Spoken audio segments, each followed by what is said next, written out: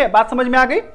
अंदर सबसे कोर, उसके ऊपर यानी कि बीच में मेंटल, और सबसे ऊपर जिस पे हम लोग रहते हैं वो है क्रस्ट। क्रस्ट यानी कि भूपर्पटी।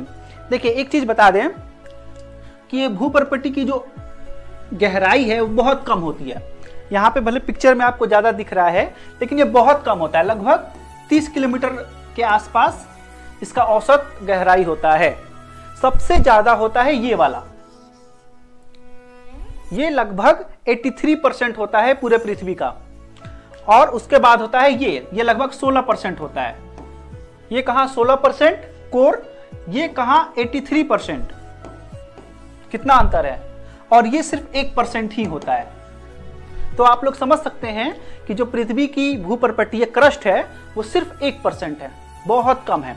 जो पृथ्वी मेन किस चीज का बना हुआ है, पृथ्वी इसी मेंटल का। आया बात समझ में। और उसके बाद कोर का। देखिए कोर जो होता है ना, कोर को हम लोग दो भाग में बांटते हैं। कोर को हम लोग दो भाग में बांटते हैं, एक होता है इनर कोर और एक होता है आउटर कोर। तो जो इनर कोर होता है वो सॉलिड होता है, एकदम ठोस के रूप में है इनर कोर। समझ में आया बात। इनर कोर जो होता है ठोस के रूप में होता है, जबकि ये आउटर कोर जो होता है वो लिक्विड के फॉर्म में होता है। ये ठोस और ये लिक्विड। तो ऐसे कोर की संरचना है, ठीक है। इसके बाद जो हमारा जो लिथोस्फीयर होता है, जिसपे हम लोग रहते हैं, उसको क्या बोलते हैं, लिथोस्फीयर। लिथो का मतलब होता है चट्टान।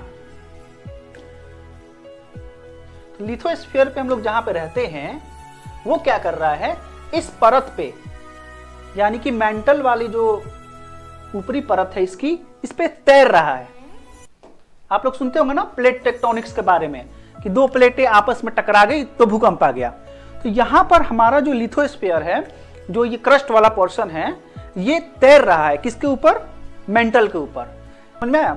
ये बिल्कुल लिक्विड नहीं है, लावा के फॉर्म में है, यानी पिघलता हुआ चट्टान के फॉर्म में है, ठीक है ना। ये ठोस है ना ये पूरी तरह से द्रव है। तो ये एक गाढ़ा द्रव कह सकते हैं इसको। इस पे जो है ये क्रस्ट तैर रहा है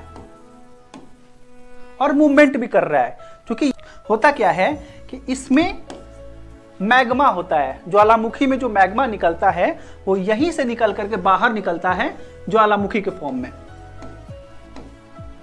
अब देखिए ये जो है यहां पे प्लेट्स जो है इसके ऊपर तैर रही हैं, ठीक है। जब ये प्लेट इसके ऊपर तैर रही हैं और मूवमेंट कर रही हैं तो जाहिर सी बात है टकराएंगी। तो टकरा करके क्या होता है, कभी ये एक दूसरे के ऊपर चढ़ जाती है, ठीक है, कभी टकरा करके और एक दूसरे से जब मिलती हैं, टक्कर खाती है, तो फिर मोरदार पर्वत बन जाता है, जैसे हिमालय बन जाता है, ठीक है।